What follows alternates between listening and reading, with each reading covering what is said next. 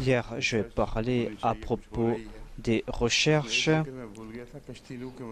et j'ai dit aussi qu'on est en train de faire d'autres recherches et j'ai oublié d'évoquer l'arche de Noé.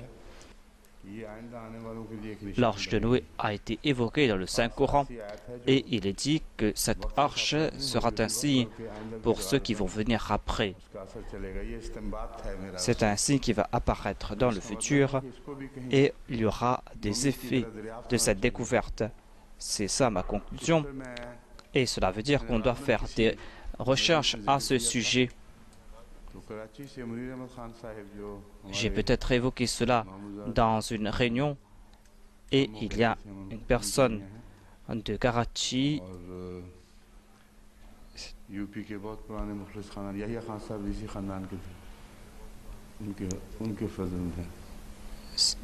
Yahya Khan est de cette famille. En me rencontrant, cette personne m'a dit que j'ai déjà fait beaucoup de recherches à ce sujet et j'ai déjà fait des études à ce sujet. J'ai réuni toute la littérature à ce sujet, des revues scientifiques, il y a des points qui concernent la géographie et le climat. Il a fait des recherches importantes à ce sujet. Puisqu'il est un scientifique, c'est pour cette raison qu'il a adopté une approche scientifique. Je lui ai dit d'arrêter depuis bon nombre d'années de nous envoyer quelque chose, de publier quelque chose, mais il n'a pas pu le faire jusqu'à présent. Il y a un chercheur occidental qui a déclaré qu'il a pu découvrir l'arche de Noé. Et telle est la sagesse de Dieu. J'ai oublié de mentionner cela et je pensais que je vais mentionner cela aujourd'hui ou demain. C'est-à-dire hier, j'ai pensé que je vais évoquer cela aujourd'hui. Il y a M. Shakir qui m'a dit que vous n'avez pas mentionné l'arche de Noé et la nuit, je regardais un film à ce sujet. Je crois que c'est sur la Channel 4. Il y a un chercheur d'ici qui a présenté des images, qui a fait des recherches à ce sujet. Il nous a présenté un lac et il a dit que cette arche est de la grandeur de cet lac. Je crois que cela se trouve en Arménie. La Bible nous présente Ararat. Le Saint-Coran nous présente le mont Judi.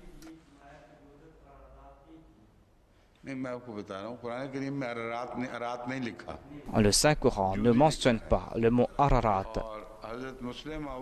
Le Saint-Coran évoque le mont Judi et Hazrat Muslim Maud, le deuxième calife de la communauté Ahmadiyya, a écrit à ce sujet et elle a déclaré qu'on ne sait pas où se trouve Judi, ou on ne savait pas où se trouvait le mont Judi. Mais maintenant, on a découvert un mont Judi en Arménie. C'est le nom de ce mont. Il y a d'une part toutes ces recherches et il y a aussi cette étude qu'on doit faire concernant la géographie. Si on arrive à trouver cette montagne et si l'eau a pu atteindre ce mont, eh bien, la terre serait recouverte d'eau. Et on doit se demander si la terre pourra contenir cette eau, car le Saint-Coran nous présente l'image d'un bol, c'est-à-dire il y a des montagnes de toutes parts, même si cette terre est très vaste, mais lorsqu'il y a eu une pluie diluvienne, eh bien, ces régions qui sont entourées de montagnes, l'eau arrive à sortir d'entre ces montagnes. Mais lorsqu'il y a une grosse pluie, lorsque la terre est remplie d'eau, eh bien, l'eau n'arrive pas à s'échapper et l'eau commence à tout recouvrir. Un temps peut venir quand l'eau va atteindre un niveau très élevé. On voit cela lorsqu'il y a des inondations. Ici même, il y a eu des inondations.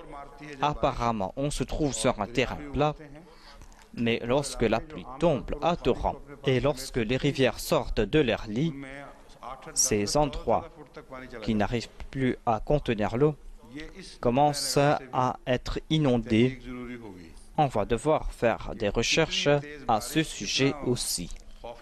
C'est-à-dire, quel doit être le débit d'eau lors de cette tempête pour que l'eau puisse atteindre ce mont.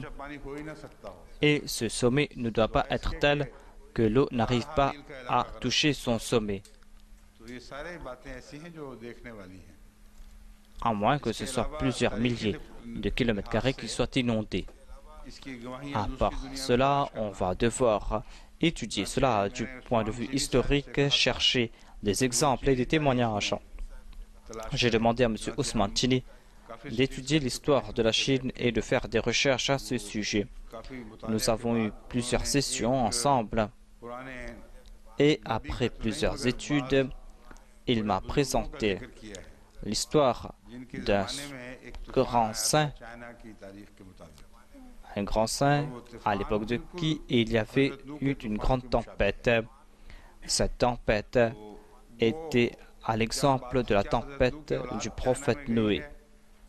Les enfants du prophète Noé sont-ils partis jusqu'en Chine et ont-ils répété ces histoires et ces souvenirs? Et c'était presque à l'époque du prophète Noé. C'est pour cette raison qu'il y a ces similarités. J'ai dit à M. Munir Saheb de faire des recherches à ce sujet. Ils doivent élargir le cercle de leurs recherches et ne doivent pas se contenter d'un cercle restreint. Ils doivent étudier ces peuples, ces traditions, et j'ai évoqué l'exemple de la tempête du prophète Noé. J'avais dit que on a fait des fouilles et dans ces fouilles on a découvert des tablettes. Ces tablettes sont sorties entre le Tigre et l'Euphrate. Des tablettes dans lesquelles on n'a pas évoqué le nom du prophète Noé. Il y a le nom de quelqu'un d'autre, mais on avait évoqué les mêmes incidents qui concernent la vie du prophète Noé.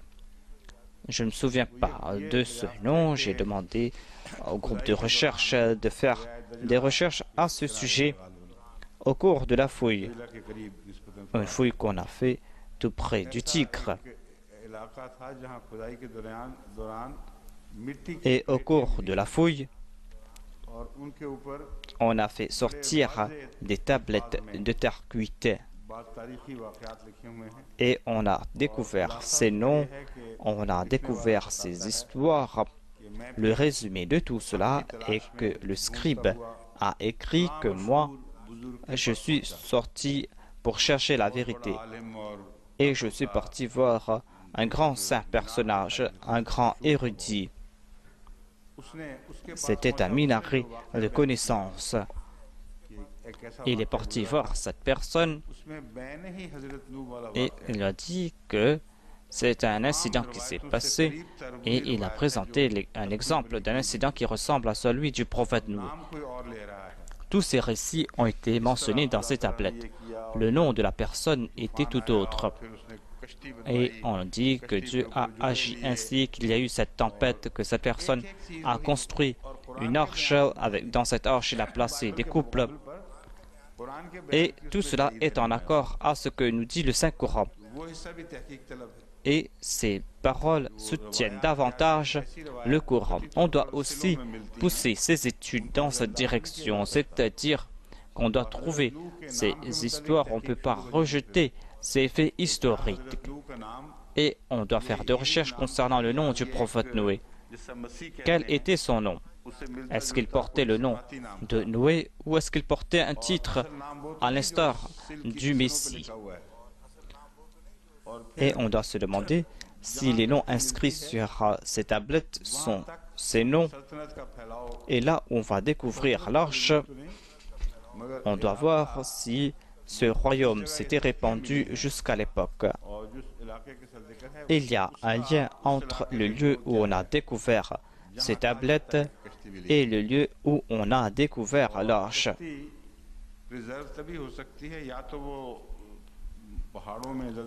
et l'arche sera préservée, soit si cette arche a été recouverte de pierre lors d'un séisme, ou que cette arche se trouve sous des glaces. Vous avez fait des recherches à ce sujet, M. Shakir, et je pense que cela concerne les régions froides. Cela concerne cette région de l'Arménie, je pense. Et il y avait des hordes qui étaient venues de ces régions. Et dans ces régions, la température était toujours en dessous de 0.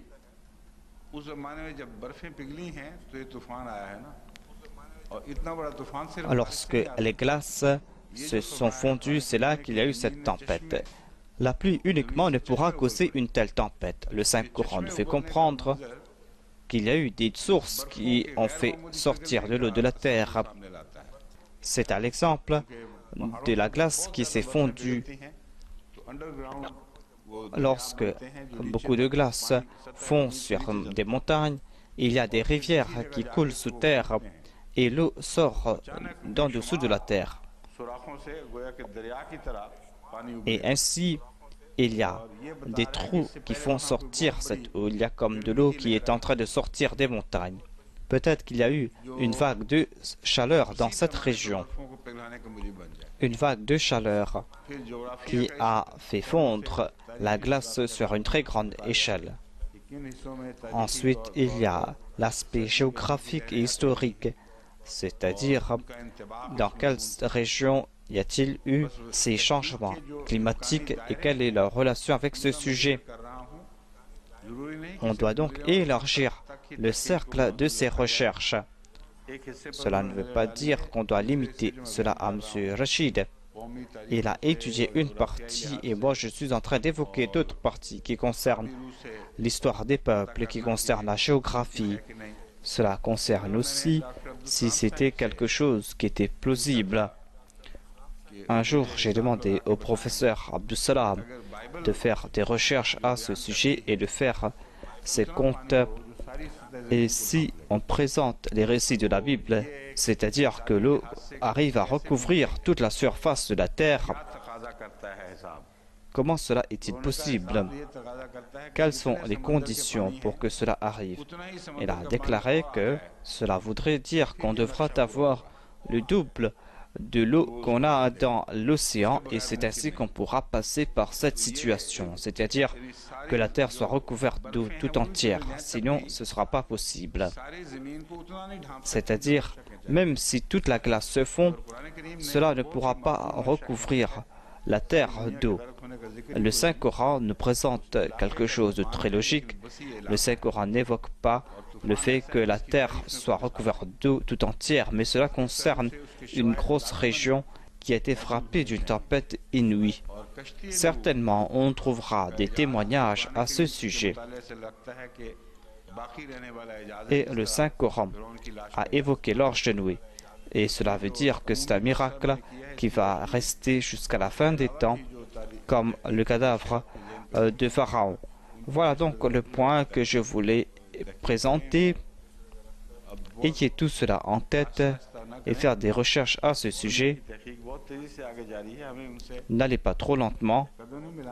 Les recherches du monde vont très rapidement et nous devons aller de l'avant et les dépasser.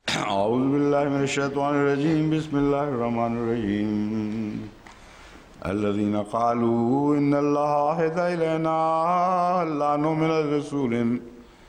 لا نؤمن لرسول حتى يأتينا بقربان تأكله النار قل قد جاءكم رسل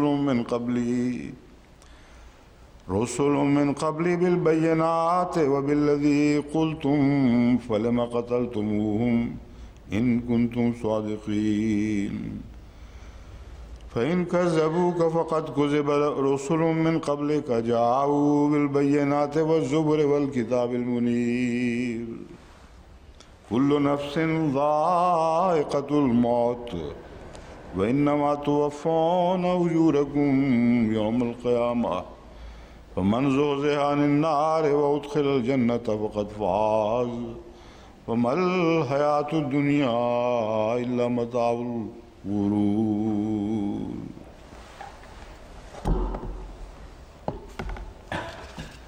पहली आयत पर जो बात चल रही है, j'étais en train de parler à propos du premier verset en disant qu'il y a certaines prophéties qui ont été évoquées dans le Saint-Coran. Il y a nombre de prophéties. J'ai pensé choisir quelques exemples et d'en faire mention. Et j'avais parlé à propos de Idha Nufus Zuwijat. Nous voyons cette prophétie s'accomplir tous les jours. Lorsque les vies se rencontrent, aujourd'hui nous sommes assis ici et le monde est en train de nous regarder. C'est un autre exemple de Zuwijat. Dans le monde religieux, cela concerne uniquement la Jamaat Ahmadiyya. Seule la Jamaat Ahmadiyya présente l'esprit de Zuwijat. Il n'y a pas d'autre Jamaat dans le monde qui présente cela. Il y a aussi des organisations non musulmanes ou non religieuses, des organisations qui sont intéressées par les choses de ce monde et qui disent que nous voulions établir de telles relations et on n'a pas pu le faire.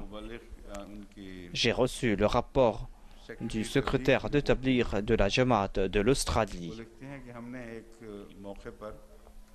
Il écrit qu'à une occasion, nous avions invité un membre du Parlement.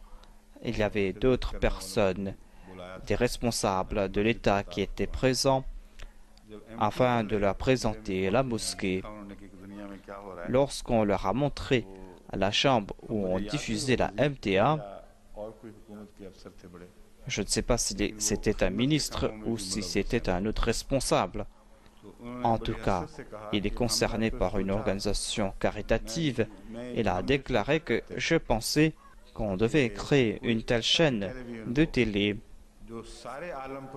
une chaîne qui concernera le monde tout entier et où l'on va établir de relations.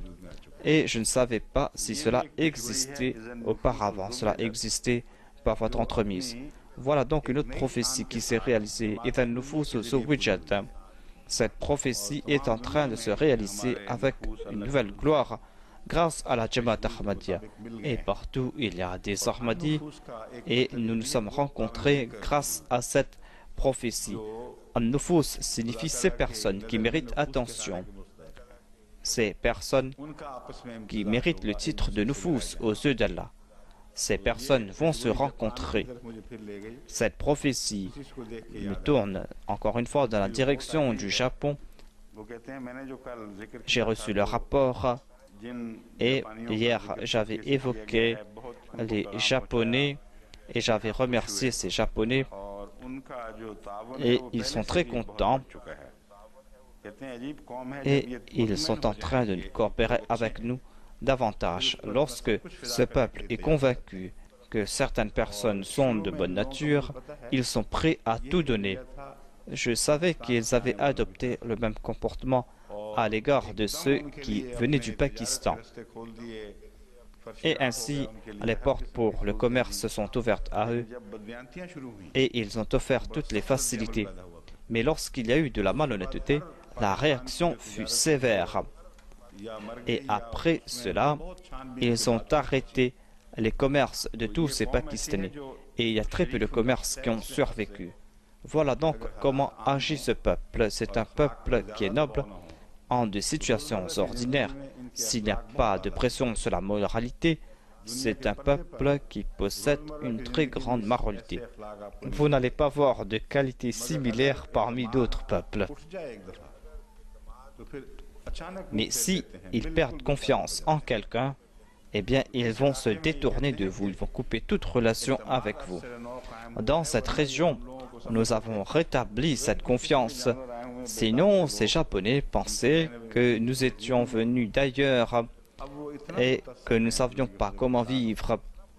Maintenant, ils ont été impressionnés par la grâce de Dieu et ils ont tout donné. Et il y a d'autres organisations qui sont venues et qui disent que nous voulons vous soutenir. Il y a un fait intéressant. Il est dit que tous ces autres camps sont en train de travailler sans électricité. Cela va prendre beaucoup de temps pour rétablir l'électricité dans ces régions. C'est pour cette raison qu'on utilisait des groupes électrogènes. Lorsque le département de l'électricité savait comment nous étions en train de travailler, ils ont tiré des lignes, ils ont trouvé des moyens pour nous fournir l'électricité. Et ils nous ont offert cette électricité gratuitement. Et ils ne vont pas prendre les frais pour cela. Et grâce à cela, ces autres camps qui avaient fait des efforts pour avoir de l'électricité ont pu en profiter. Et ils ont dit que nous allons offrir de l'électricité à ces camps. Cela prouve donc la noblesse de caractère de ce peuple japonais.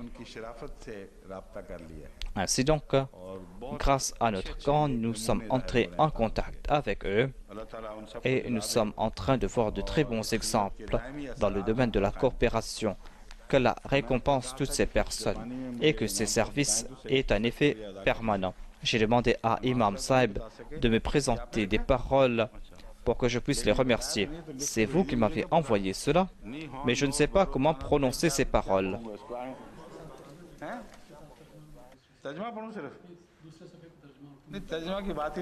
Vous voulez que je présente uniquement la traduction? Je ne parle pas de la traduction. Comment prononcer ces paroles?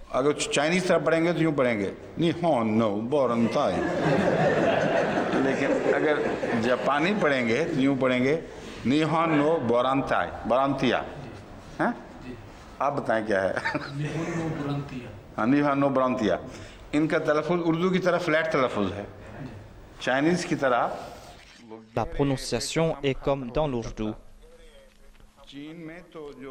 Ils ne font pas d'intonation comme dans la langue chinoise. Dans le chinois, il y a des changements d'intonation qui changent aussi les sens. La langue pendjabi aussi a les mêmes caractéristiques. Si on change d'intonation, les sens changent dans la langue pendjabi. On trouve cela aussi en chinois, mais il n'y a pas d'intonation dans la langue japonaise et dans la langue ourdou.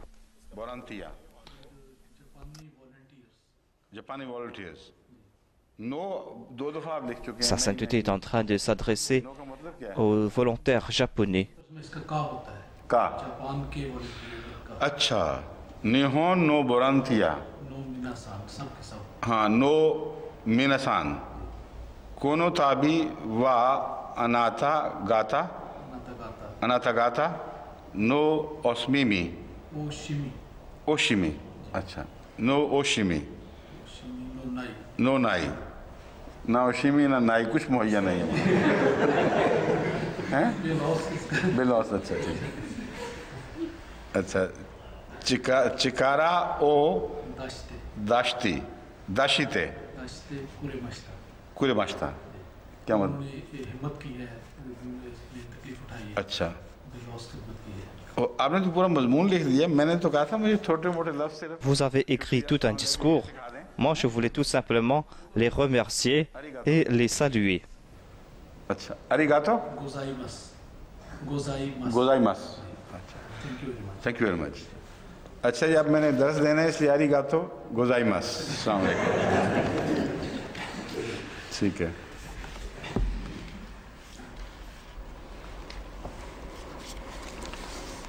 जो और हैं एक तो थी ना ज़ुबैजत वाली एक सूरत है J'étais en train de parler à propos de la prophétie de Zuwijat. Ensuite, il y a la sourate dans laquelle il y a la phrase Rutama. J'ai déjà évoqué cela dans un sermon et dans des sessions de questions et de réponses. Et j'ai dit que cela s'applique à la bombe atomique et à certains faits spirituels. Les termes qu'on a utilisés ici a mis en difficulté les anciens commentateurs du Saint-Coran. Car tant qu'on ne sait pas c'est quoi la bombe atomique, il sera difficile de faire un commentaire sur ce verset du Saint-Coran. Et ces paroles du Saint-Coran sont en train de décrire cette bombe. Et cela met en difficulté certainement ces personnes qui font ces commentaires. Le point le plus important ici, il est dit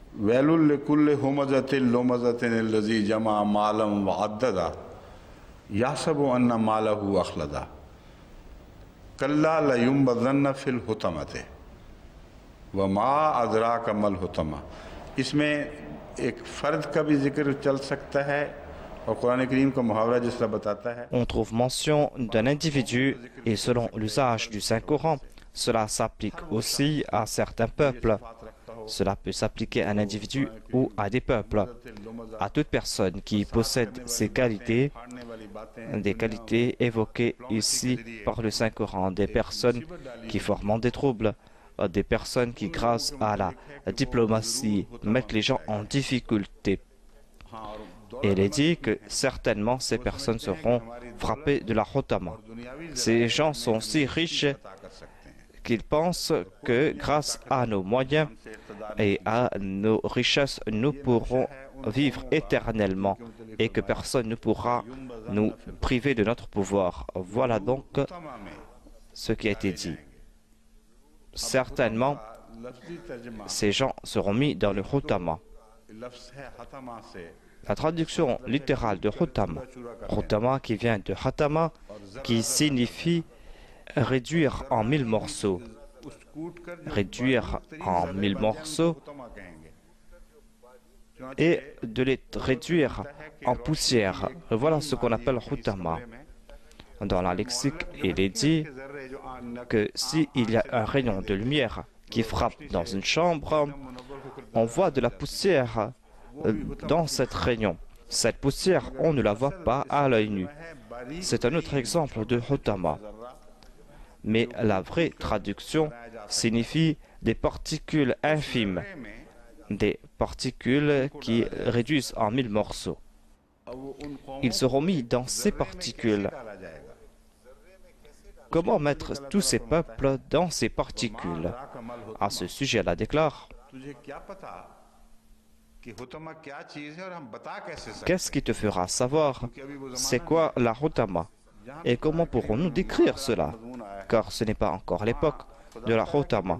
Lorsque le Saint-Coran mentionne ma adraka, cela n'évoque pas le fait qu'Allah ne peut rien faire, mais cela évoque le dénuement de l'homme. C'est-à-dire que l'homme ne pourra pas comprendre cela. L'homme n'arrivera pas à comprendre ces faits car ce n'est pas le moment pour lui de comprendre cela. La hotama, c'est le feu d'Allah. C'est une feu de Dieu qui s'allume. Un feu qui frappe les cœurs. Les anciens exégètes ont évoqué cette particule qui frappe les cœurs. Et le Messie promis alayhi salam a aussi écrit à ce sujet. Il a présenté un sens spirituel, un feu qui consume les cœurs, un feu qui transforme la vie de ces gens sur terre en enfer. Mais ensuite il est dit: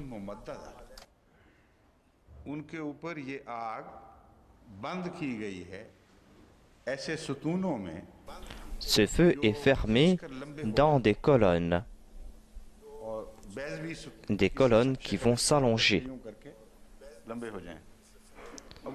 des colonnes qui vont s'allonger ainsi. On est en train de décrire ici cette particule. On est en train de décrire c'est quoi le hotama. Le hotama est un feu qui va détruire ces peuples. Et c'est une toute petite particule. Tout cela est enfermé dans une particule. Mais avant de s'éclater, il va s'allonger. Il va prendre la forme d'une colonne pour un certain temps. C'est cela l'état de la bombe atomique ou nucléaire avant qu'il ne s'éclate. Ils ont présenté ces images à l'image d'une colonne et ces images décrivent à la lettre ce concept présenté par le Saint-Coran. Ensuite, il est dit qu'il saute sur les cœurs. Il y a ce sens spirituel. Il y a beaucoup de sens spirituel dans le Saint-Coran. Sinon, toute l'époque ancienne n'aurait pas pu profiter des bénédictions de ce verset s'il n'y avait pas de message spirituel.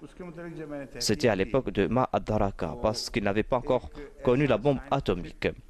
Quand j'ai fait des recherches à ce sujet,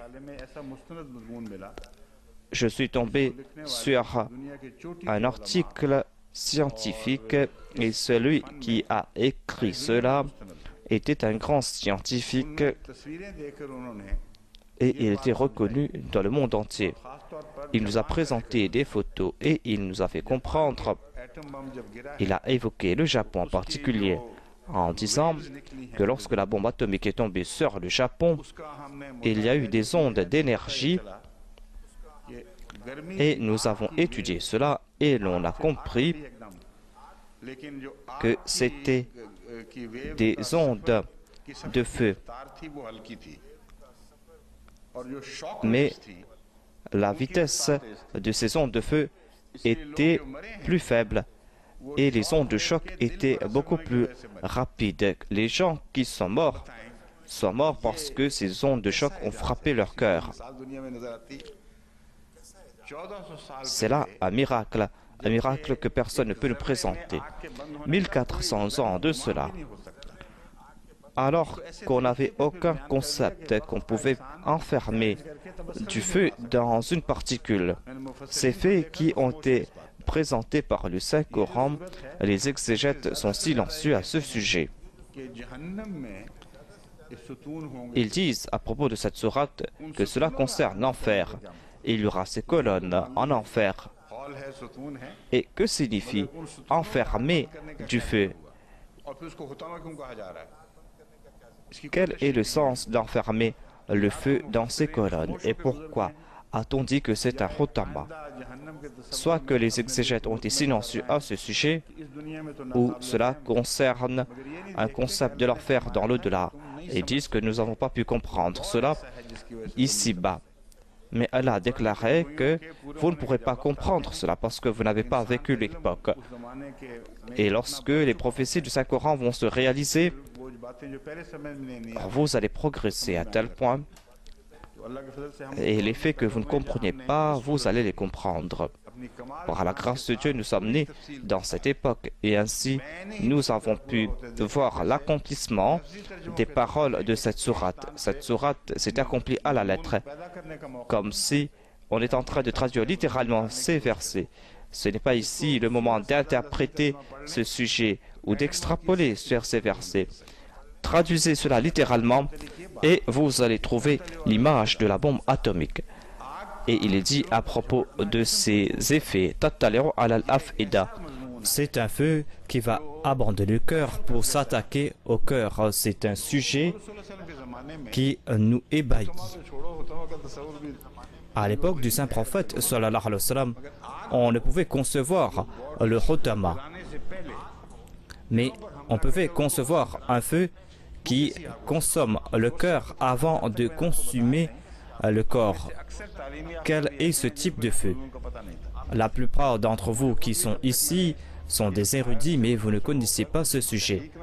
Et moi-même, tant que je n'avais pas étudié ce verset et tant que je n'avais pas commencé ces études, je ne savais pas comment la bombe atomique frappe les gens et cause la mort. Au cours de cette recherche, j'étais étonné de constater cela. Telle est la gloire de Dieu. C'est une grande parole. Et c'est le saint prophète qui a été récipiendaire de ces paroles. Si cette parole était révélée à quelqu'un d'autre, cette personne aurait été brisée en 1000 morceaux. Mais c'est le cœur du saint prophète qui a porté cette responsabilité, ces révélations. Il a porté ses responsabilités, a accepté ses responsabilités. On ne peut pas séparer la personne du saint prophète et l'avènement du Saint-Coran. Et dans de telles occasions, on doit envoyer des salutations sur le saint prophète Mohammed Mustafa sallallahu alayhi wa sallam, celui qui nous a fait sortir de ce monde de doute et qui nous a montré ces miracles, des miracles qui sont incomparables dans le monde. Le monde est rempli de ces miracles. Et cette gloire que nous présente cette sourate, cela doit éclairer le monde entier. Et on ne trouve pas d'exemples similaires dans d'autres livres religieux.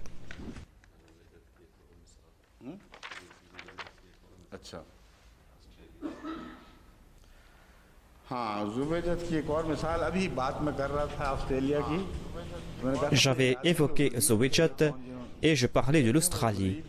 Et j'ai dit que je ne me suis pas souvenu qui était la personne qui avait visité notre mission. C'était le ministre de l'immigration. Il était accompagné d'une équipe. Ils avaient visité notre mission et ils étaient étonnés de notre tâche que nous sommes en train d'accomplir. Il a déclaré que c'est une grande tâche. Je vais féliciter M. Jaiswal, mais peut-être qu'il est en train de regarder dans une autre direction. On a établi cette relation avec l'Australie, avec le Japon. C'est là la gloire de Dieu.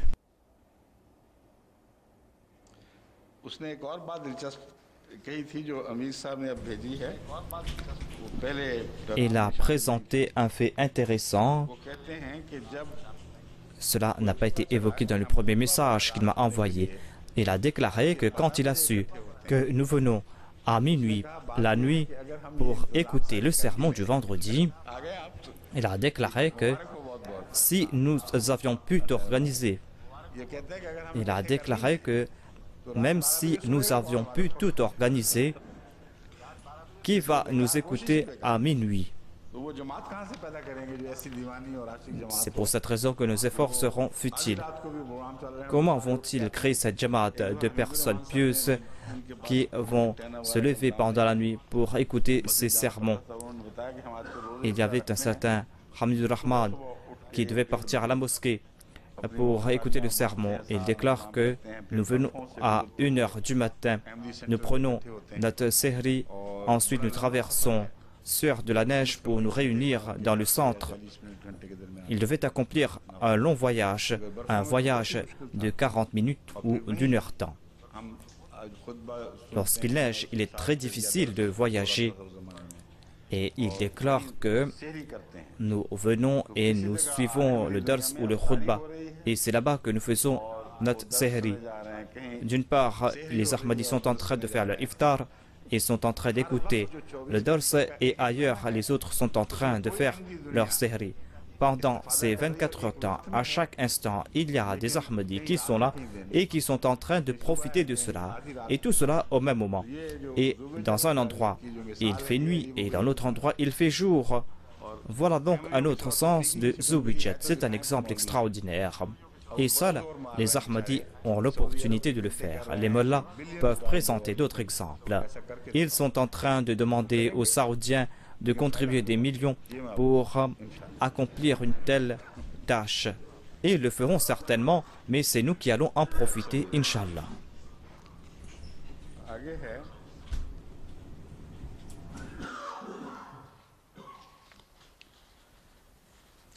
बहुत सी ऐसी आयत हैं जिनमें पेशगोइयां अभी पूरी होने वाली हैं.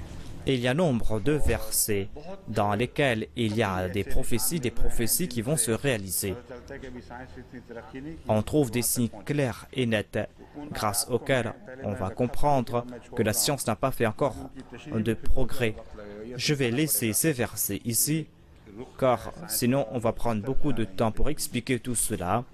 On va devoir expliquer aussi dans quelle direction partent ces prophéties.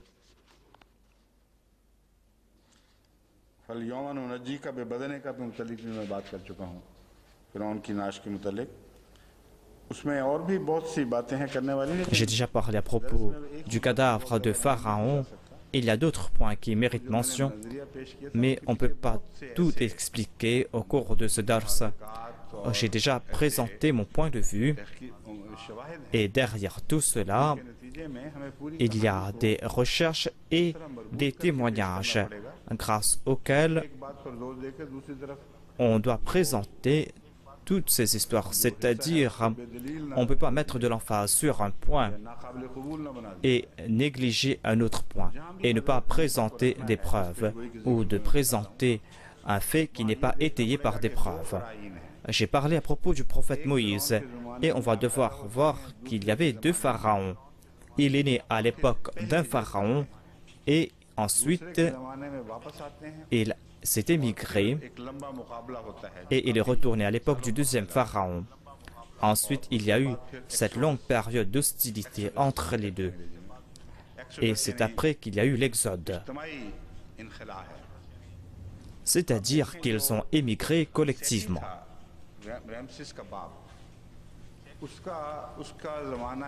Il y avait le pharaon Séti, qui était le père de Pharaon. Il a régné pendant 11 ans. Je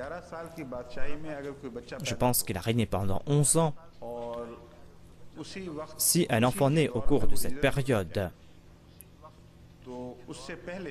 et que cet enfant émigre à l'époque de Séti ou de ce pharaon, eh bien comment allait-il être un jeune qui aurait pu tuer quelqu'un? On ne peut pas accepter ces faits. C'est pour cette raison qu'on doit faire des recherches à ce sujet aussi. On doit connaître la vérité. On doit se demander si cela s'est passé à l'époque de Séti. Est-ce que Moïse est né à l'époque de Séti durant son règne ou avant son règne? S'il naquit à l'époque du règne de Séti, cela va créer certaines difficultés et on va devoir faire des recherches concernant le règne de Séti. Est-ce qu'il avait régné pendant 11 ans ou plus?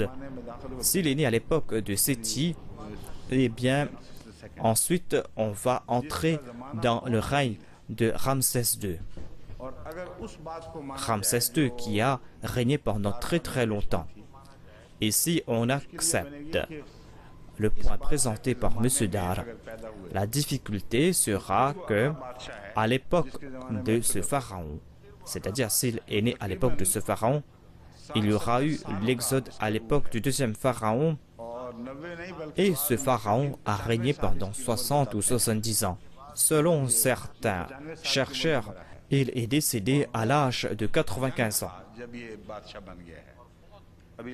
Et il était très jeune lorsqu'il a été choisi comme roi. Il n'était qu'un jeune garçon. Lorsqu'il a été le chef d'une armée, et il y avait un mystère concernant son frère aîné. On doit faire des recherches à ce sujet. Si Moïse est sorti de l'Égypte, cela voudrait dire qu'il est sorti quelque temps avant sa mort. Et il se peut que Moïse ait vécu 60 ans ou 50 ans au cours de son règne. Ensuite, il est retourné de Médian.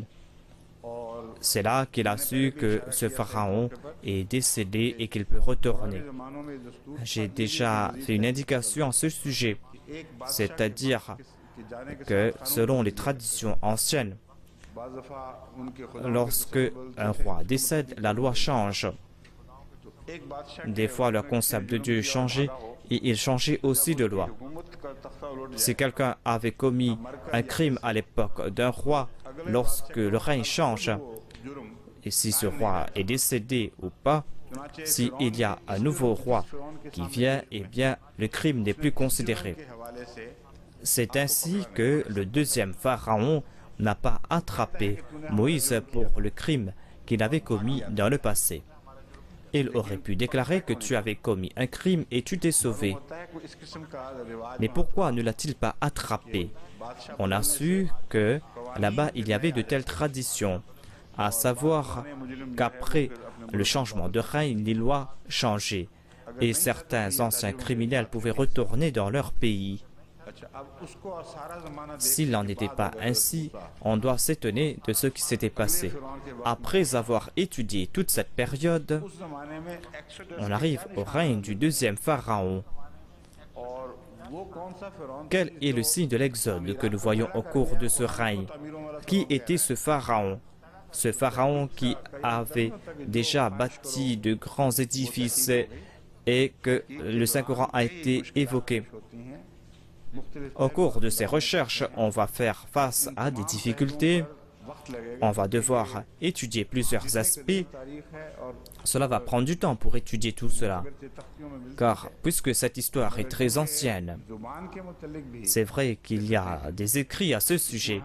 Mais puisqu'il y a une question de langue et qu'il y a des difficultés à ce sujet, c'est pour cette raison qu'on ne peut pas conclure cette affaire rapidement. Je veux informer la Jamaat à ce sujet. Lorsqu'on va récolter les informations à ce sujet, si les ulémas peuvent faire des recherches à ce sujet, je leur remercie. Il y a donc cet incident qui concerne le pharaon et je ne vais pas parler davantage à ce sujet.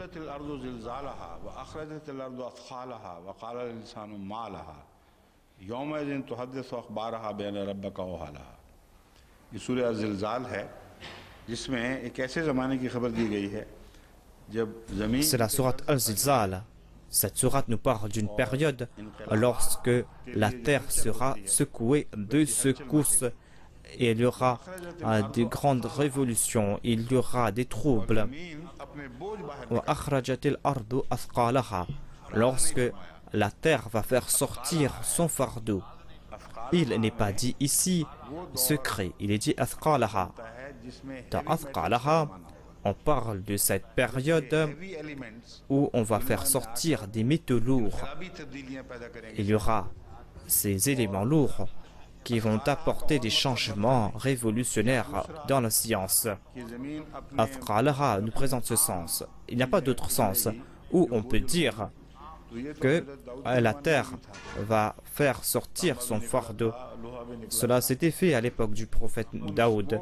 On a fait sortir du cuivre, du fer.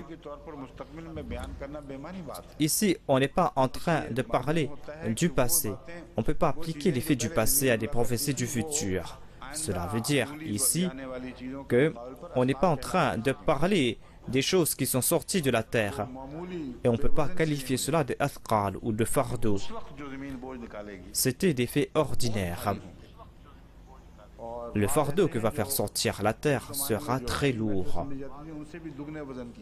Ces métaux seront beaucoup plus lourds que les métaux lourds du passé, ou qu'on avait découvert dans le passé. Leur nombre atomique est beaucoup plus lourd. La sourate Al-Zilzal nous informe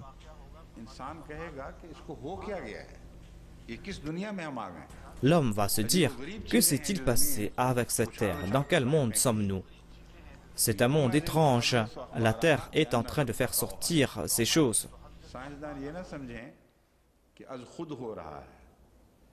Les scientifiques ne doivent pas croire que cela se fait automatiquement.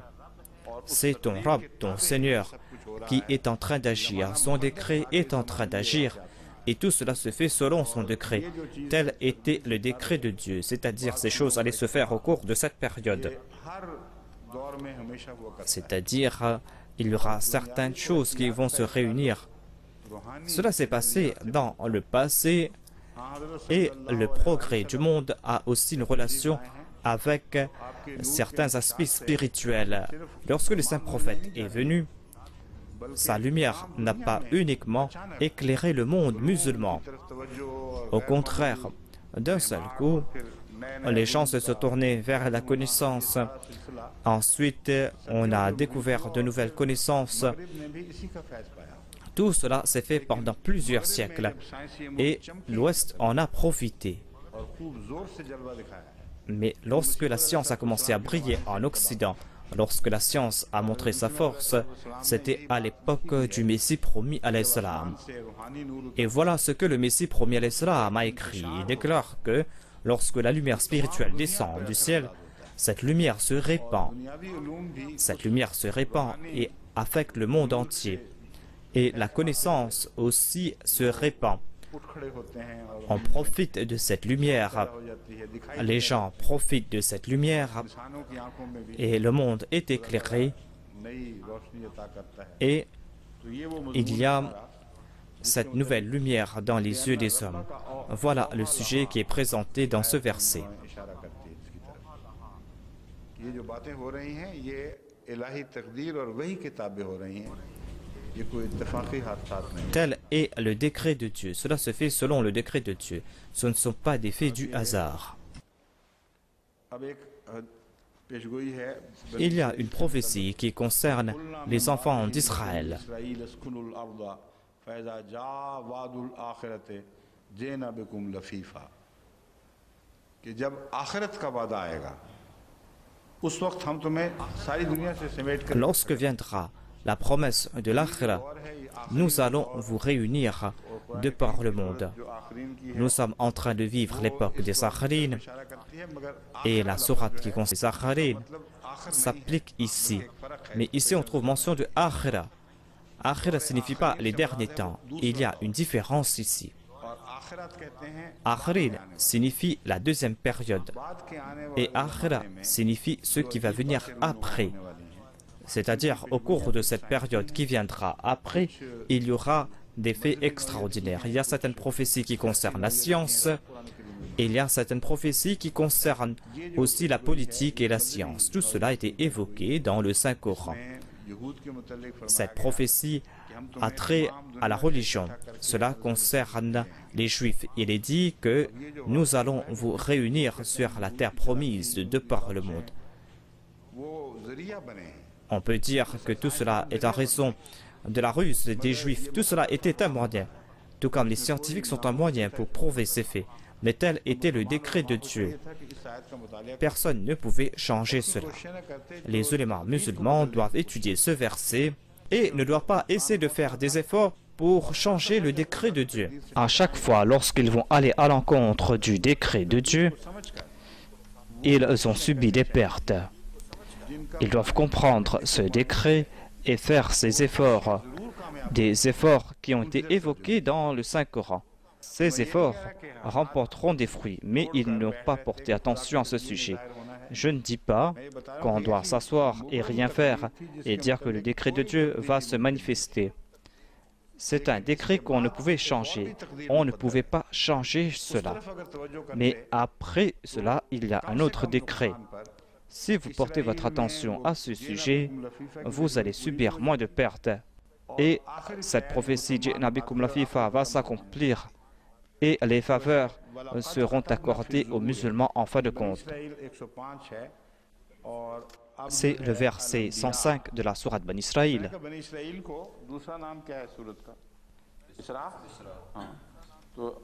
Quel est l'autre nom de la sourate Bani Israël? C'est Isra. Les Arabes disent que c'est la sourate Isra.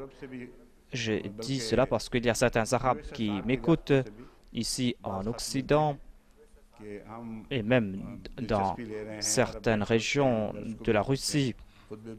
Ils disent que nous sommes intéressés par ces dars et nous écoutent aussi les sermons. Ces gens se demandent tout le temps c'est quoi la sourate Bani Israël. Dans le sous-continent indien et dans d'autres régions aussi, on appelle cette sourate la sourate Bani Israël. Ce n'est pas quelque chose qu'ils ont inventé, c'est un des noms qui a été proposé par le saint prophète. Mais les Arabes, lorsqu'ils publient le Saint-Coran, ils écrivent sourate al-Isra. Donc quand je suis en train de citer la sourate Bani Israël, que les Arabes sachent que c'est la sourate al-Isra.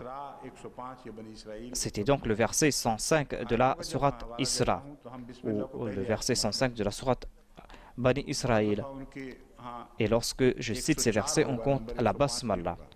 Donc ce sera pour eux le verset 104. Ils doivent avoir cela en tête. Le deuxième verset est la sourate Al-Anbiya, versets 105 et 106.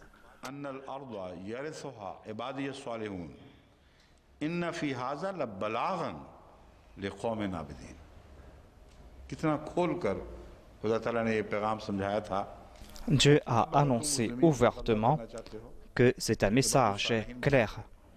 Si vous voulez prendre cette terre, eh bien cette terre doit appartenir aux Ibad Salihin. Si vous êtes des serviteurs pieux, c'est là que vous allez hériter de cette terre, sinon vous n'allez pas hériter de cette terre.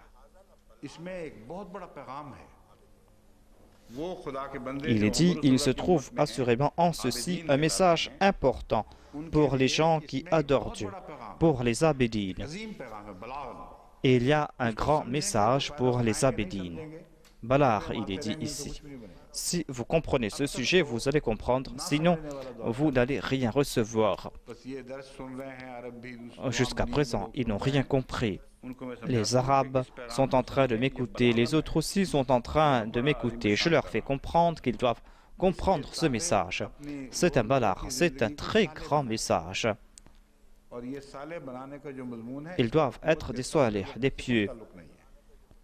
Et ce sujet n'a aucun trait avec la politique, avec le fait de renverser des gouvernements.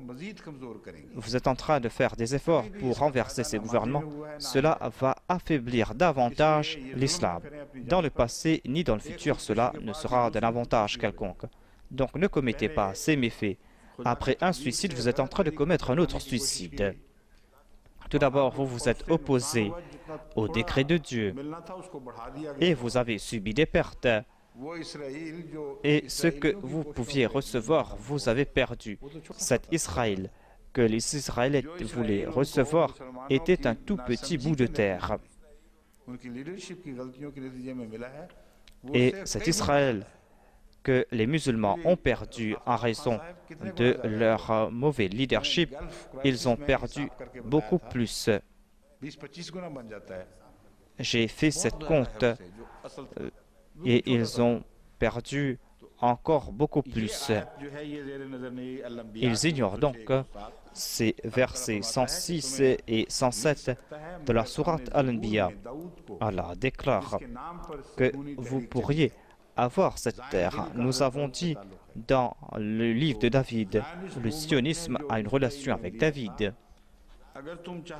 Le mouvement sioniste a fondé Israël. Et si vous désirez recevoir cette terre, vous devez lire les psaumes de David. Nous avons dit qu'en fin de compte, ce sont les serviteurs justes qui hériteront de cette terre.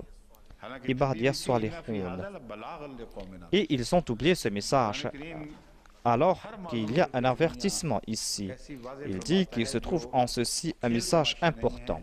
Les prophéties du Saint-Coran sont très importantes. Ce ne sont pas des histoires farfelues, ce ne sont pas des contes. Ce n'est pas une magie. Mais c'est une magie que le monde n'a pas vue. C'est-à-dire, c'est une magie qui recouvre les cieux et de la terre. Et on ne peut plus faire de débat à ce sujet. C'est comme le soleil qui s'est levé. Quand ces prophéties du Saint-Coran se réalisent, ces prophéties brillent comme le soleil.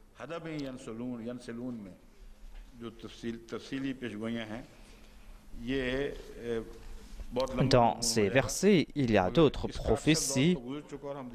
C'est un sujet très long, mais on a déjà vu une partie de cette période. Et il y a une autre explication que je peux présenter à ce sujet.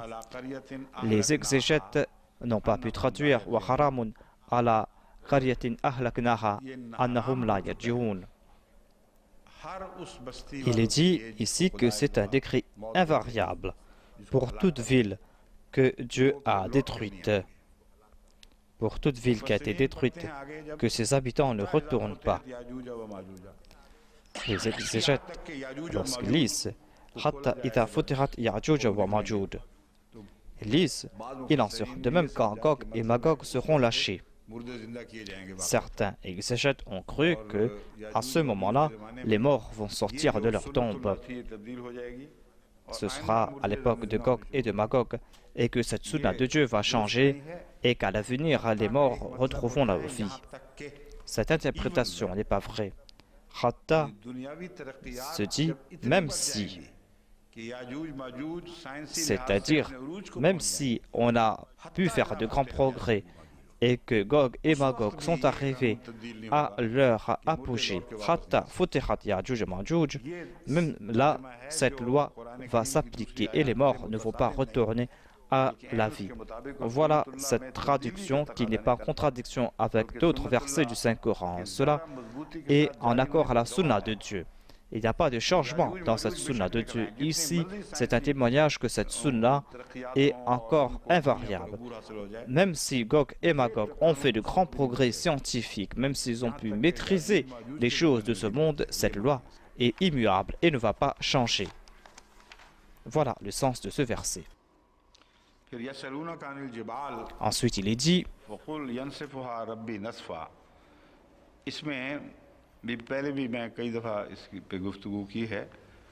j'ai déjà parlé à propos de ce verset à plusieurs reprises auparavant.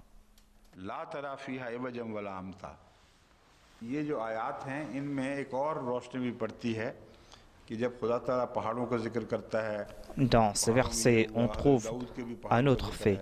Lorsque Dieu évoque des montagnes, on trouve mention des montagnes par rapport au prophète David. On trouve ces exemples dans le Saint-Coran. Et Dieu explique cela ailleurs. Dieu déclare que lorsqu'on parle des montagnes, on parle des puissants, de grands peuples, on parle des gens qui sont puissants. Ces oiseaux qu'on a évoqués sont en fait des peuples comme vous. Et on se souvenait d'eux comme des oiseaux. On a évoqué des fourmis. Cela concerne certains peuples ou certaines tribus. Il y a par exemple An-Namla. C'était en fait un peuple comme nous, mais ils vivaient comme des Dabatul Ard. Ils étaient dans cette catégorie, les gens de ce bas monde. Ici, on a évoqué des montagnes et on comprend ce point. Que signifie montagne? Montagne signifie ici ces peuples de ce bas monde et leur grandeur. Et cela concerne Ya'juj et Ma'juj, Gog et Magog. Il est dit, il te demande concernant les montagnes.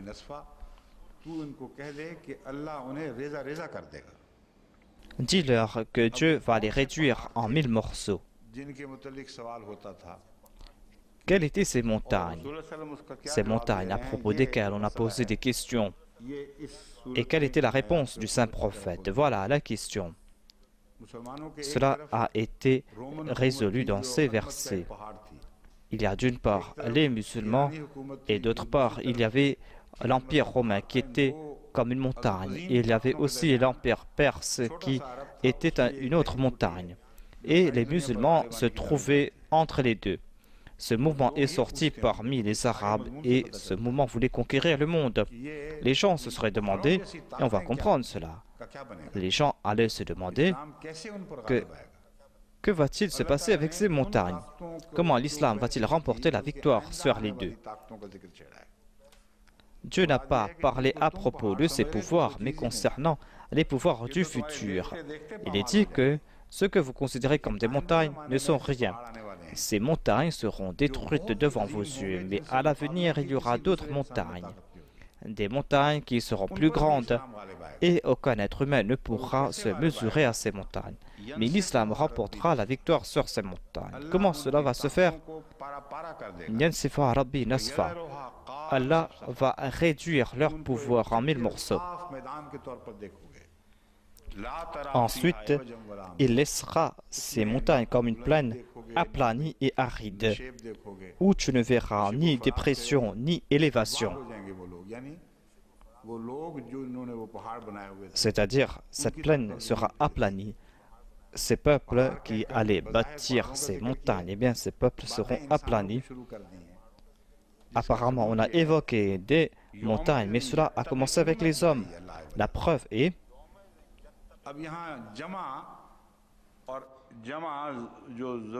ici, on a utilisé le pronom au pluriel. On a évoqué des montagnes. Que veut-il dire en disant yattabi'una? Yattabi'una dariya. Lorsqu'ils seront aplanis, lorsqu'ils seront complètement arides, ce temps-là, ils vont suivre ce convocateur. Ils seront prêts à l'accepter. Lorsque leur pouvoir sera réduit à néant, c'est là qu'ils seront prêts à accepter ce prophète, Adari, comme il a été dit ici. Et ils vont le suivre. Et voyez ce qu'il dit. La riwajalah. C'est-à-dire, il n'y a rien de tordu dans le saint prophète.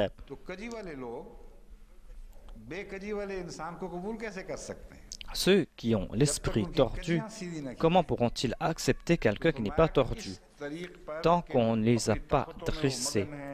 Il dit que ils sont fiers de leur pouvoir, ils sont orgueilleux et se considèrent comme des montagnes. Si vous leur transmettez le message de l'islam, il y aura quelques-uns d'entre eux qui vont accepter cela, mais ils ne vont pas accepter l'islam tel quel, car ils ont l'esprit tordu. Leur foi est tordue, les choses de ce bas monde aussi sont tordues pour eux, et le saint prophète n'est pas ainsi. Lorsque tu vas constater qu'il n'y a plus de dépression en eux, et lorsque tout sera plat, tu vas voir que ce jour-là, ils vont suivre le convocateur qui est intègre. Ils seront capables de suivre ce daria, de suivre le saint prophète qui est sans défaut. Ces versets nous ramènent à l'esprit les premiers versets de la sourate Al-Kahf. Là-bas, on a évoqué clairement les peuples chrétiens. On a fait des prophéties à ce sujet. Toute cette sourate concerne le christianisme et cela concerne aussi le Dajjal qui va atteindre les sommets. Et le saint prophète a déclaré que vous devez réciter les 10 premiers et les 10 derniers versets de la sourate Al-Kahf pour vous protéger du Dajjal. Et lorsque nous étudions le Saint-Coran, nous ne trouvons pas mention du Dajjal, mais des chrétiens. Et il n'y a pas d'autre signe plus clair que cela. On trouve mention de ces chrétiens, des chrétiens qui ont considéré Jésus-Christ comme fils de Dieu et qui ont commis là un grand crime. Hier, j'ai évoqué ces prêtres qui ont détourné la foi du Christ. Ce sont eux qui ont commis ces grands crimes. Cela s'applique à eux, ces termes antéchrist ou Dajjal. Il y a donc cette sourate. Comment lier cette sourate et ces hadiths?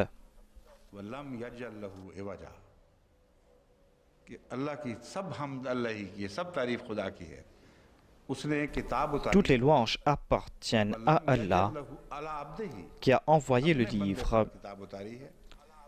ala abdihi, à son serviteur. Et il n'y a aucune fausseté dans sa création. Vous avez vu comment le mot Iwaj a été utilisé ici. La plupart des commentateurs disent que Iwaj s'applique au livre, mais la sourate Taha nous fait comprendre que certainement, ou en premier, cela s'applique au saint prophète Mohammed sallallahu alayhi wa sallam. On ne trouve pas mention de livre là-bas. Il n'est pas dit qu'ils vont suivre ce livre, mais ils vont suivre ce prophète qui est droit. Et c'est l'époque du christianisme qu'on a évoqué ici. Car dans la sourate Al-Kahf, on mentionne tout cela. Ce sont eux les montagnes. Voyez donc comment le Saint-Coran a présenté cette montagne partout. Et le Saint-Coran lui-même est en train de s'expliquer, d'expliquer à qui s'appliquent ces termes montagne. Voilà le principe du Saint-Coran que j'ai évoqué. C'est un principe immuable. Partout, le Saint-Coran a évoqué la même chose, c'est-à-dire pour résoudre ces difficultés, vous avez ces clés. C'est ainsi que vous allez comprendre le sujet.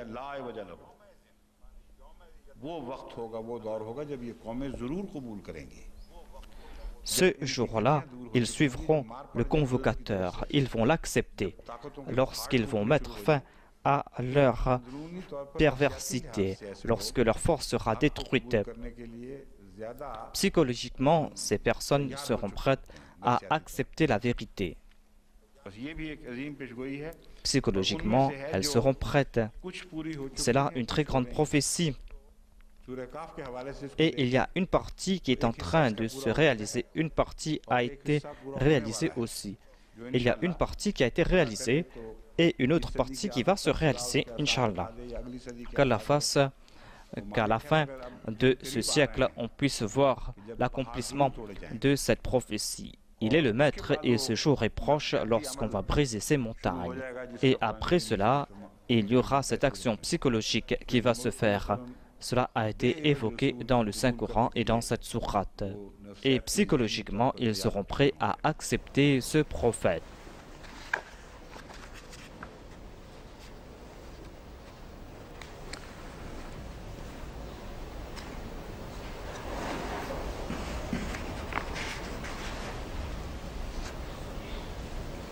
ये भी बहुत अजीम पेशगोइयाँ हैं इधर समाउन फतरत वाली सूरत में भी Il y a encore d'autres grandes prophéties, mais cela va demander beaucoup de temps et je ne pourrai pas le faire ici.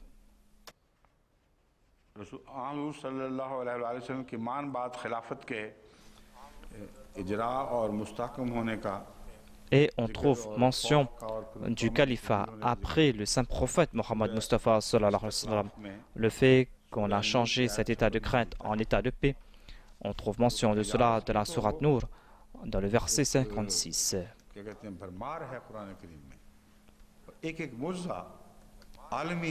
Il y a tout un océan de miracles dans le Saint-Coran.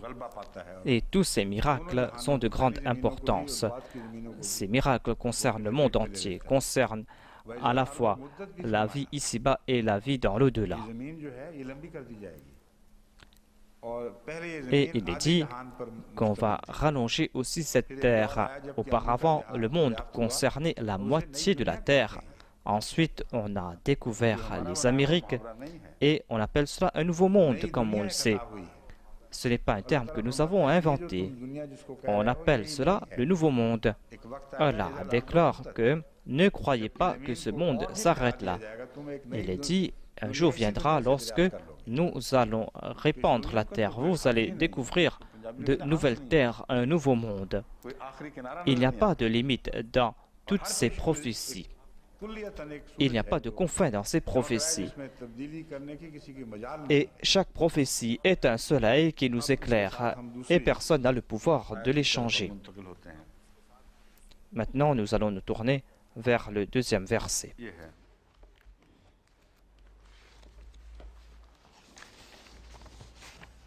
ये जो सूरतें जो हवाले हैं और भी बहुत से थे उनको इकट्ठा कर लें क्योंकि मज़मून बहुत अहम है. Il y avait encore beaucoup d'autres références. Ce sujet est très important. Et à l'avenir, je vais parler à ce sujet lorsque j'aurai du temps et lorsqu'on pourra parler sur ces versets.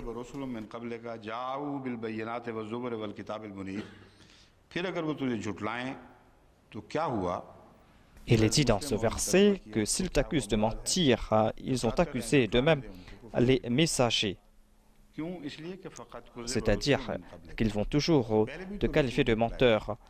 Ils ont accusé d'eux-mêmes les messagers qui t'ont précédé.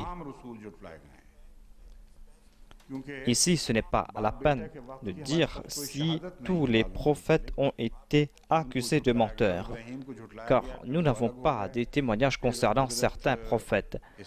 On a rejeté Abraham, certes. Après cela, il y a eu Israël, il y a aussi le prophète Ismaël. Ils ont été des prophètes, ils ont vécu à l'époque du prophète Abraham. Est-ce qu'on les a rejetés? Est-ce qu'on les a qualifiés de menteurs ou pas? On n'a pas de témoignage ici. C'est une tâche difficile que de réunir tout cela. Mais puisque le terme Rusul a été utilisé au pluriel, cela concerne ici un principe général. Et ce n'est pas la peine de se demander si on a rejeté à 100% tous les prophètes. Lorsqu'un fait s'applique à la majorité d'un groupe, on accepte ces faits. C'est-à-dire, toi tu es un prophète aussi, et auparavant on a déjà rejeté les prophètes, et on les a rejetés en grand nombre. Eux aussi ont apporté des livres éclairants. Ils sont venus avec des bayinat, ils sont venus avec des signes manifestes. Wazuburi, avec des livres de sagesse, des parties de ces signes, ou des parties de ces paroles. Wal Kitab al-Munir, et avec le livre éclairant. Lorsque les exégètes présentent les mots difficiles de ce verset, dans la plupart des cas, ils se terment vers Zubur. C'est quoi Zubur? Je veux vous présenter donc l'essence des mots qui ont été utilisés. Zabarahu signifie frapper quelqu'un avec une pierre. C'est pour cette raison qu'on utilise zabar pour réprimander. Cela veut dire réprimander quelqu'un. Tout cela vient sous le mot zabar.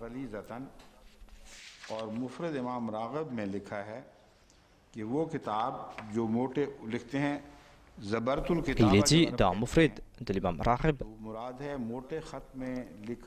lorsqu'on dit Zabartul Kitab, cela veut dire que j'ai écrit avec de grosses lettres. Tout livre qui a été écrit avec de gros caractères est qualifié de Zabour. Et Zabour s'applique à cet ouvrage qui a été révélé au prophète David. Il est dit Wa'atayna Daoud Zaboura. Selon l'imam Raghib, Zabour signifie cette parole de Dieu. L'imam Raghib cite d'autres personnes. Il dit que Zabour signifie ces peuples qui n'ont pas reçu de livre de loi où il est dit faites ceci ou pas. Mais cela concerne des paroles de sagesse. La plupart de ces enseignements sont basés sur la sagesse de ces enseignements. D'autres ont ajouté que Zabour s'applique à des réprimandes. Et cela veut dire que dans le livre de David, il y a des avertissements pour les malfaiteurs, pour ceux qui forment des troubles. On trouve mention des prophéties que ces fauteurs de troubles seront réduits à néant. Même si on ne trouve pas de commandement, que vous n'avez pas le droit de faire ceci ou cela, on trouve quand même des prophéties concernant les fauteurs de troubles ainsi que leur fin. Ici, on les a réprimandés. Ici et là, on les a réprimandés. Voilà donc le sens de Zabour. Un autre sens de Zabour est de réduire en 1000 morceaux, comme il a été dit dans un autre verset du Saint-Coran. Le Saint-Coran utilise le terme Zabour, j'ai déjà présenté cela.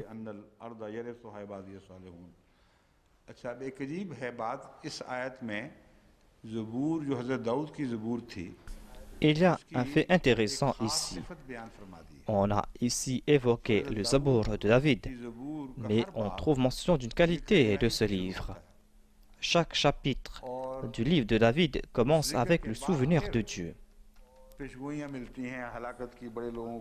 Et après ce souvenir, on trouve mention de ces prophéties, des prophéties de la fin infâme, des malfaiteurs, des fauteurs de troubles. Le Saint-Coran déclare que tel était le comportement du prophète David. Après ce dhikr, vous allez voir mention de ces prophéties. Vous allez trouver que cette terre, la terre promise, Al-Ard, cette terre, ce sont mes serviteurs choisis, mes serviteurs pieux qui vont l'hériter. Dans la sourate Kahf, il est dit que ces serviteurs de Dieu qui ont aidé ce peuple afin que d'autres peuples ne les subjuguent pas. On a parlé ici de la miséricorde. Je ne vais pas évoquer ce sujet ici. Différents exégètes ont présenté différents noms. On a parlé concernant leur statut. Mais moi, je dis que ici on trouve mention d'un serviteur de Dieu. Lorsque ce serviteur de Dieu a placé un mur entre deux montagnes, il a déclaré « Atouni Zubur al-Hadid » apportez-moi des morceaux de fer. Zubar signifie ici morceau.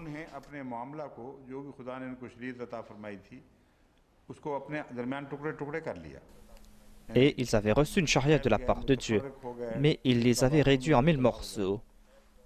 C'est-à-dire, ils ont dispersé ces messages, ils se sont divisés En groupe, Zubar signifie morceau de fer. Zubur signifie aussi les dissensions parmi les peuples.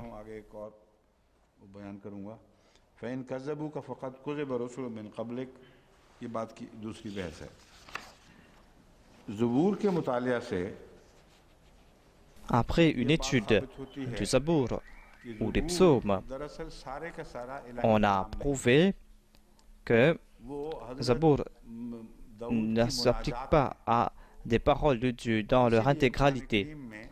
Il y avait aussi des prières du prophète David. C'est pour cette raison que Dieu dit dans le Saint-Coran que, ô montagne, lorsque mon serviteur, lorsqu'il va chanter les louanges, lorsqu'il va me glorifier, vous devez vous joindre à lui. Et il est dit aussi que les oiseaux aussi avaient reçu les mêmes ordres. Les louanges qu'il rendait à Dieu étaient extraordinaires. Cela affectait le cœur. C'est pour cette raison que Dieu a évoqué ce dhikr. À savoir que lorsque vous allez lire les psaumes, vous allez voir des dhikr et des prophéties. Il y a en tout cas cette parole. Ensuite, vous allez constater qu'il n'y a pas de lien entre un chapitre et un autre. Ce n'est pas un livre continuel et un chapitre n'a pas de relation avec un autre chapitre. Il n'y a pas de relation entre l'histoire. Il y a 5 livres en tout. Vous allez lire cela et vous n'allez pas voir de lien entre ces chapitres comme dans le Saint-Coran ou comme dans d'autres livres. Ce sont en fait des poèmes. Dans les poèmes, on évoque plusieurs sujets. C'est pour cette raison qu'on appelle cela ghazal ou poème. On appelle cela des psaumes. Les psaumes de David et psaumes des psaumes. Il a loué Dieu dans ses paroles. On appelle cela les psaumes.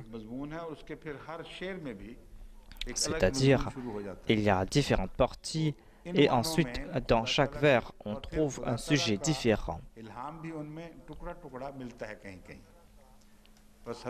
Ensuite, on trouve des morceaux de révélation ici et là dans ce livre. Il y a ces chansons de David qui ont plu à Dieu. Et ici et là, à différents endroits, vous allez voir des révélations de Dieu, des révélations qui sont claires et nettes. On va trouver aussi des prophéties, même si ce ne sont pas des paroles exactes de Dieu. En tout cas, Dieu avait révélé ses paroles au prophète David et il a présenté cela.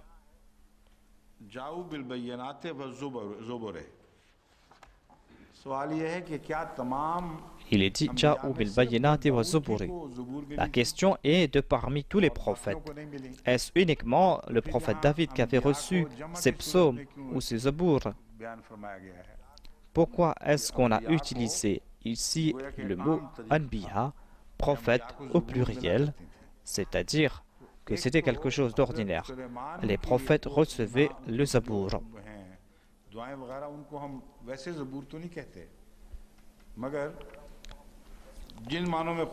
Il y a les prières du prophète Salomon. On ne qualifie pas cela de zabour. Mais ici, on trouve mention de zabour. Nous pouvons qualifier cela de zabour.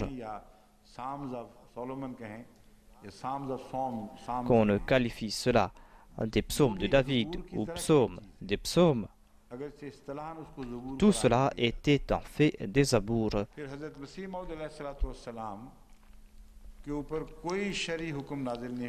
Le Messie promis alayhi salam n'a pas reçu de commandement de charia qui soit nouveau, qui va à l'encontre du Saint-Coran, mais il a reçu de zabour.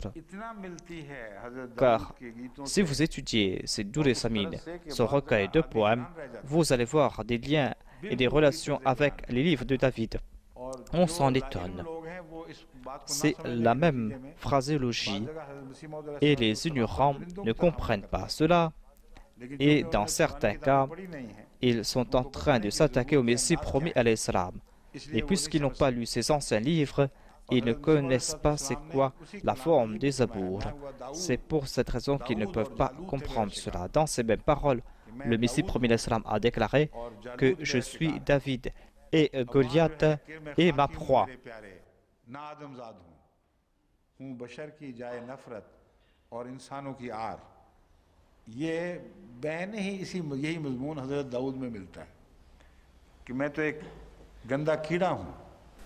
Le prophète David nous présente le même sujet, à savoir que je suis une fourmi. Je suis quelque chose de méprisant. Je n'ai aucune importance. Je me prosterne devant toi. C'est avec ces paroles, c'est ainsi qu'il essaye d'attirer la miséricorde de Dieu. Il est dit « Innahu awwab ». Il était certainement awwab. Awwab a plusieurs sens. Et je veux vous expliquer comment le prophète David était awwab, c'est-à-dire qu'il se prosternait devant Dieu. Et lorsqu'on lit tout cela, cela ne peut que nous faire fondre en larmes. Il y a cette similarité entre les psaumes et les paroles du Messie promis alayhi salam et ces serviteurs pieux de Dieu qui ont reçu ce Zabour. Parmi eux, il y a le Messie promis alayhi salam. Et ces déclarations ne sont pas nulles quand il déclare qu'il est David. Il est cette plante qui va donner des attributs de David.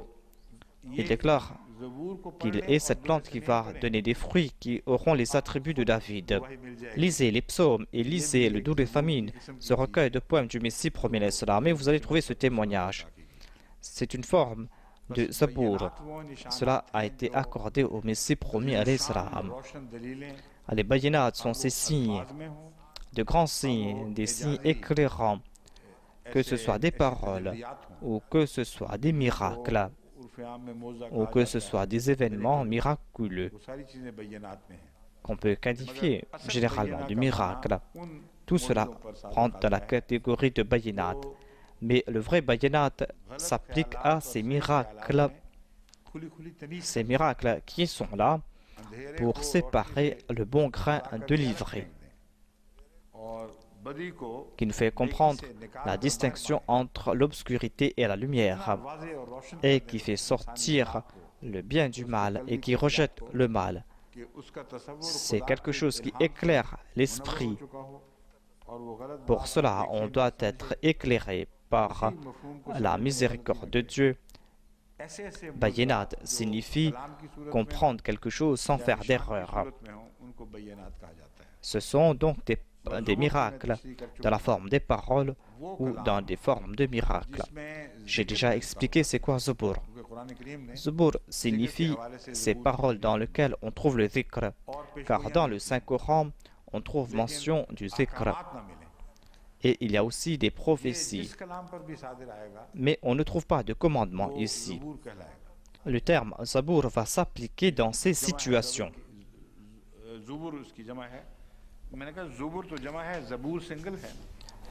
Le pluriel c'est Zabour. Zabour c'est le singulier, je crois.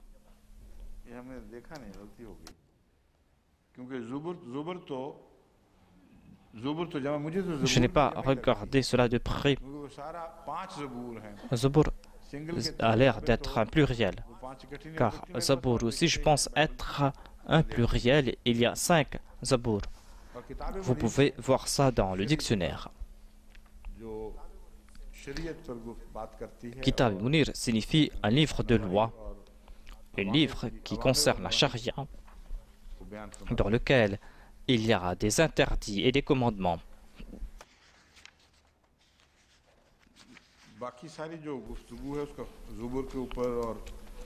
On a donc parlé à propos du Zabour, à propos du livre, et j'ai déjà présenté cela dans le passé. Tous les exégètes sont d'accord pour dire que Al-Kitab signifie ces paroles divines dans lesquelles il y a des interdits.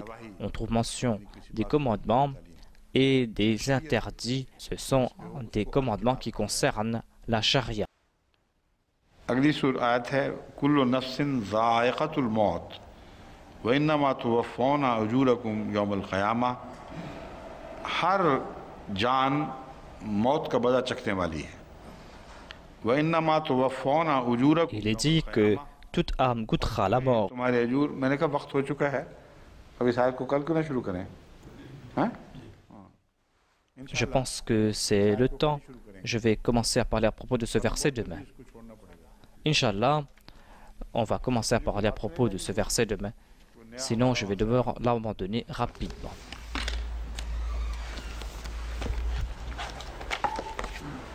Assalamu alaikum wa rahmatullahi wa barakatuh.